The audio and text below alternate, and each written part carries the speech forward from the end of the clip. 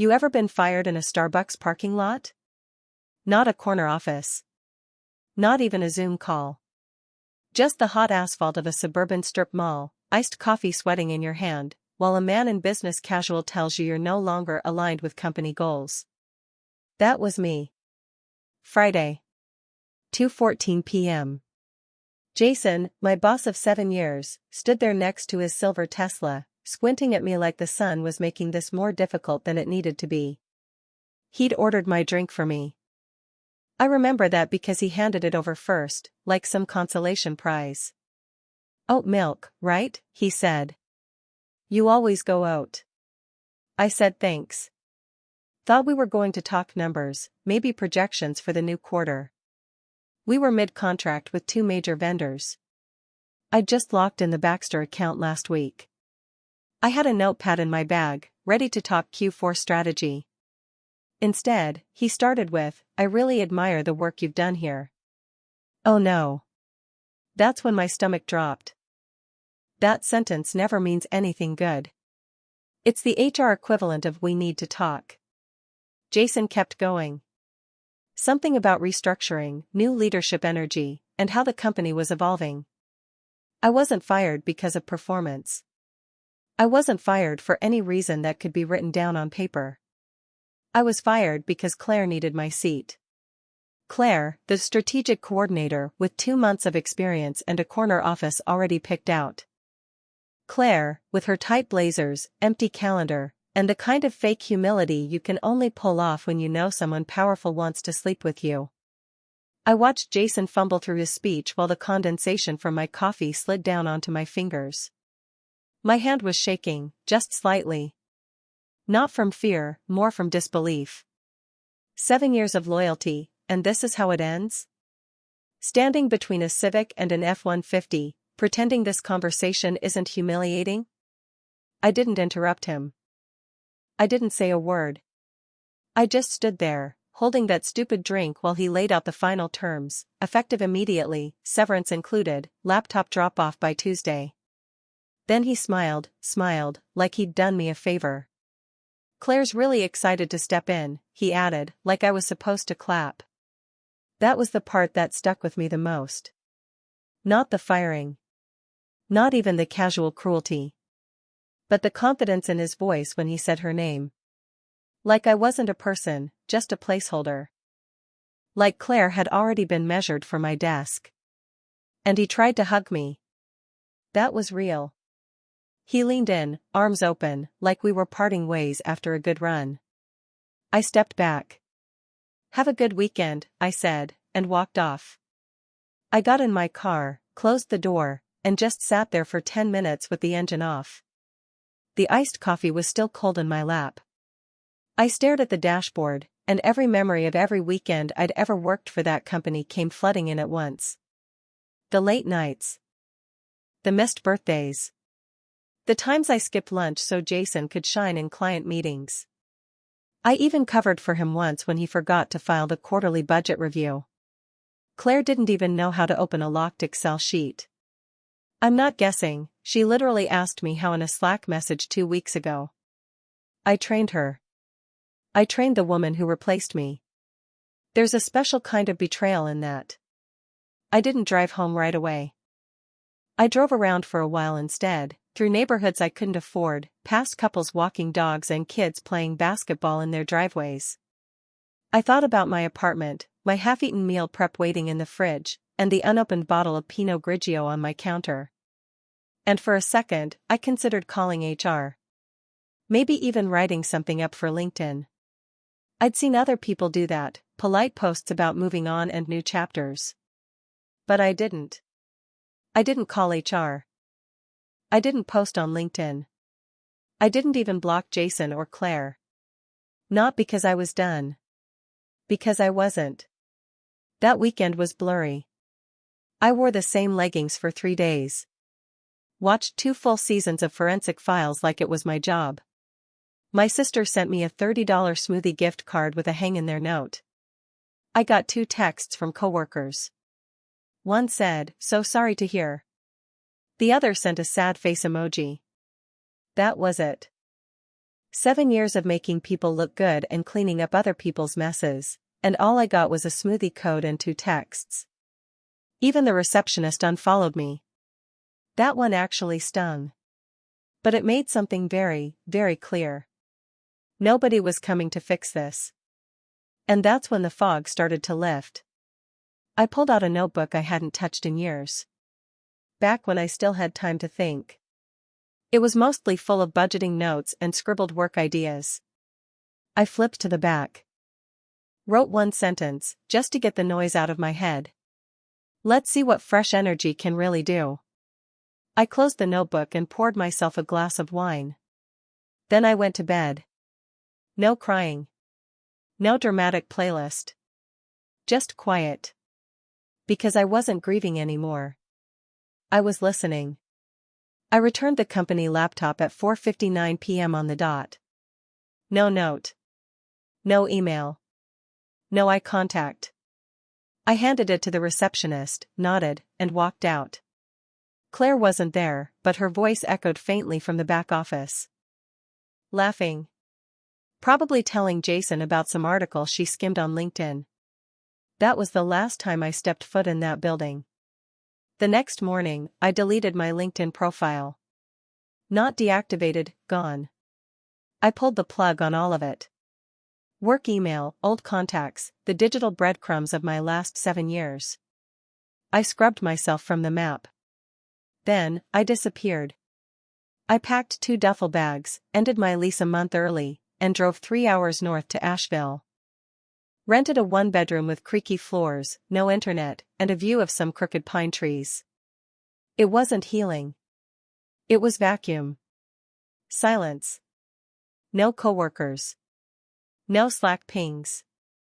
No fake check-ins from people who didn't actually care. Just me, a microwave, and a porch that creaked every time I leaned too far into my wine glass. The first few days, I did nothing. Read bad paperbacks.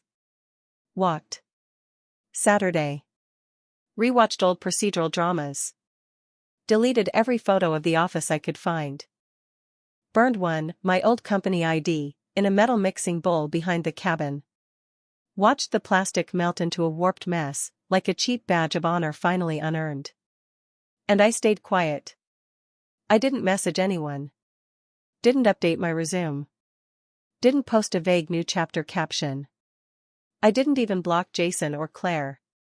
Not because I'd moved on. Because I was watching. One night, I got a call from a recruiter, blocked number, out of state. Said she heard I was back on the market. I hadn't applied for anything. I hadn't told anyone where I was. I asked where she got my name. She hesitated. Said someone from my former team had passed it along. I didn't take the offer. But I remembered the name on the listing. That was the first thing I wrote down in the journal. The journal wasn't therapy. It wasn't grief processing. It was prep work. I started with Claire. Her questions. Her gaps. Her screw-ups I used to quietly cover. Like the time she input the wrong freight codes and blamed the software. I fixed it in an afternoon, told her it was fine. Jason never knew. Then I wrote about Jason. His patterns. His blind spots. The clients he only pretended to understand.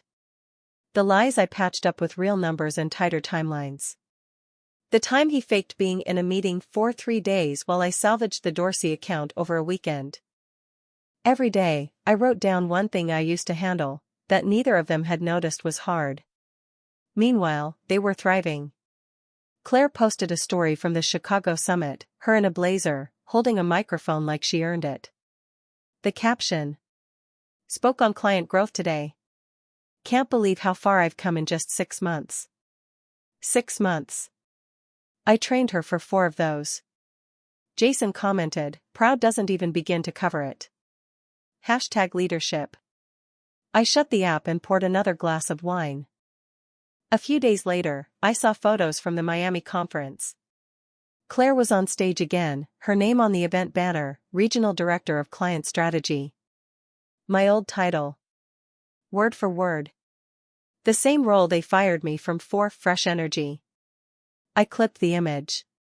Filed it into a folder on my desktop labeled Client Strategy, Alt. They were climbing. That much was clear. The champagne, the growth posts, the podcast interviews where Jason talked about creating cultures of innovation. They were winning, or at least performing it well. But what they didn't see, what no one saw, was that I wasn't still. I wasn't healing. I was cataloging. Every flaw. Every lie. Every crack I used to fill with my own hands. I started running again. Mornings, before the town woke up. At first, just for clarity. But one day I ran into someone I didn't expect, Melissa, a former project manager from the company. She'd moved upstate too.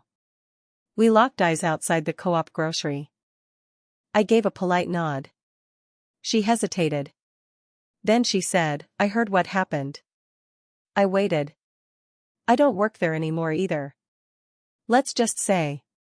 Jason's been making promises he can't keep. Same old, same old." She handed me her card. No explanation. Just a wink. I added it to the journal. Then came the blog. I was sipping tea one morning, scrolling through alerts. I had a few still set, under a different Gmail, when I saw Claire's name pop up in a reposted article. How to win back lost clients in a changing market. The headline sounded familiar. Too familiar. I clicked. It wasn't just similar to something I'd written last year, it was mine. My private deck. My framework. Even the quote I ended with, word for word. Trust isn't rebuilt through speed, it's rebuilt through specificity. That line never made it outside the company drive. Jason had dismissed it back then, said it was too academic. Now, here it was, in Claire's name, with his praise splashed in the comments. Amazing insights. Love seeing this kind of leadership. It wasn't just theft. It was erasure. She used my words to climb, and he clapped like they were hers. They weren't just living off my work. They were branding themselves with it. So I opened that same folder. Dragged the blog article inside. Renamed it. Stolen Pitch, Evidence Number 01. Then I opened the journal. Flipped past the list of Claire's mistakes, past Jason's gaps, past the recruiter who'd called me. I wrote one new line.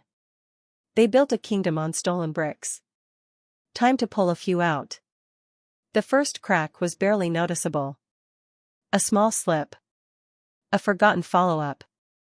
One of our older freight clients, the kind that used to call me directly when Jason's smooth talk got too slippery, sent a complaint through the general company inbox.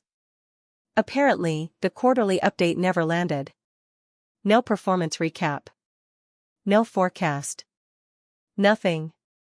When he reached out again, he got a bounce. I know this because the vendor rep CC'd a few old addresses still floating around, and one of them, miraculously, forwarded it to me. No subject line, just, still waiting. Losing patience. I should have deleted it. I don't work there anymore. But I flagged it, saved it, and opened a browser tab to the company's newsletter page. And sure enough, the sign-up form was broken. Link dead. Footer redirect looping endlessly. It looked like a glitch. But I remembered the back end well enough to know you had to physically break that feature.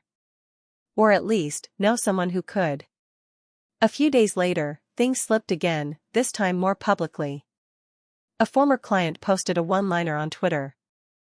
Funny how your quote ends up in sales decks after you stop working with a firm. Real funny. No name, no tag, just enough smoke to make people sniff. Someone else quote tweeted it with a blurry photo of a slide from Claire's recent pitch, her headshot in the corner, smiling next to a testimonial I wrote last year, one she absolutely didn't earn, from a client we didn't even retain. Jason liked the tweet by accident, then unliked it 20 minutes later. I took a screenshot of that too. Nothing viral. But word started spreading. The webinar was the first time they bled publicly. Claire had been promoting it for weeks, her first executive-level client growth session, co-branded with one of our tech partners. I'd helped build the relationship with them 2 years ago. I remembered the CTO telling Jason during a dinner that they didn't like fluff, just numbers. That partnership had taken 6 months to land. And now Claire was using it as a platform. The invite was sharp, polished, pushed out to nearly 800 registrants. But the event was a mess. 10 minutes in, the slides began looping out of order. The registration link bounced half the attendees into a dead session. Claire's face froze mid-sentence twice, and when it resumed, she looked rattled, hair stuck to her lipstick, words slurring slightly as she tried to stay on script. Someone asked about a vendor initiative she claimed to lead, and she blanked. Stammered. Said she'd circle back offline. The moderator coughed through the silence. I saved the recording, timestamped every beat.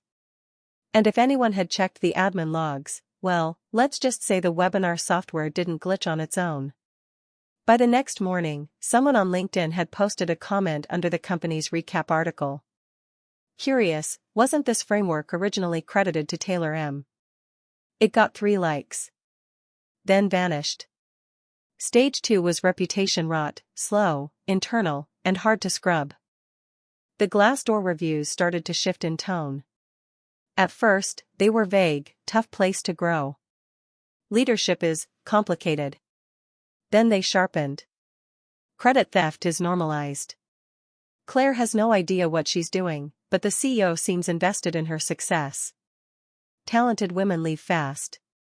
The ones who stay don't speak. None of them mentioned my name. But every single one of them felt like someone had finally started saying what I wasn't allowed to say while I was there. Then came the mixer. It was a small industry thing, barely catered, mostly lukewarm beer and uncomfortable name tags. I hadn't planned to talk to anyone, but Melissa, the project manager who handed me her card months ago at the co-op, spotted me across the room and cut through the crowd like she'd been waiting. "They're bleeding out," she said without a hello. "You see it?" I raised my glass, unreadable. "Little things." She leaned in, eyes gleaming. "They're blaming junior staff for client churn. 2 people quit last week. HR scrambling. Jason's pretending it's all strategic restructuring. Claire? Looks like hell. Popped off on a junior during a client call. Someone's already drafted a formal complaint. You think she'll recover?" Melissa smiled grimly. "If Jason throws her under the bus, maybe. But if she breaks first," she let the sentence hang. I nodded, and for a moment, I felt something close to sadness. Not for them. For me. For what it had taken to sit here and hear that the machine I'd built was now turning on itself. I should have felt triumphant. But all I felt was the familiar taste of being erased, just slower this time. Still, I kept pushing. A few days later, Claire was tagged in a photo from a company offsite, not posed, not filtered. She was in the background, hunched over her phone, face drained, untouched drink sweating on the table. Someone in the comments wrote, "Looks like burnout." The photo came down a few hours later. Then another image surfaced, this one at the airport. Claire again. No badge, no Jason. Just her and a carry-on, walking toward a gate with the posture of someone who no longer knew what city she was flying to. I saved them both. Filed them with the rest. Visual fatigue. Public decline. Social withdrawal. I labeled them methodically, without emotion, the way someone labels folders in a digital autopsy. And then, the message. Late one night, after a glass of wine and a long silence, a single notification lit up my screen, a connection request on LinkedIn. From Claire. No message. No subject. No context. Just the request. Just her. She wasn't reaching out to reconnect. She was trying to see how close the fire was. And as I sat there, staring at her name glowing on my screen like a ghost I didn't summon, I felt it, the first flicker of something that wasn't rage or grief or even satisfaction. It was colder than that. It was the recognition that she was finally aware something was coming, and she didn't know what it was. So I didn't accept. But I smiled. Because you don't reach out to the ghost of the woman you replaced unless you're starting to hear footsteps behind you. It started with a whisper, a tiny tremor you wouldn't notice unless you knew exactly where to put your ear to the ground. I did. The investor pullout came first.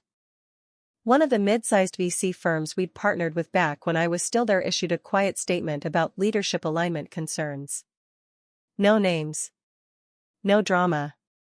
But if you looked close, their portfolio site updated within hours, our company was removed. Like it was never there. The board panicked. That kind of funding doesn't just vanish without 1,000 questions. And suddenly, those questions were turning inward. Then came the leak, a thread of Slack messages passed to a journalist I'd once met at a Women in Tech brunch. Claire had messaged Jason in a panic after misreporting quarterly retention. His reply was brutal. Fix it. Or pin it on Josh. A throwaway sentence, maybe. Except now it had a byline and a full article around it titled "Startups Can't Scale If They Blame Interns." That quote made it to TechCrunch.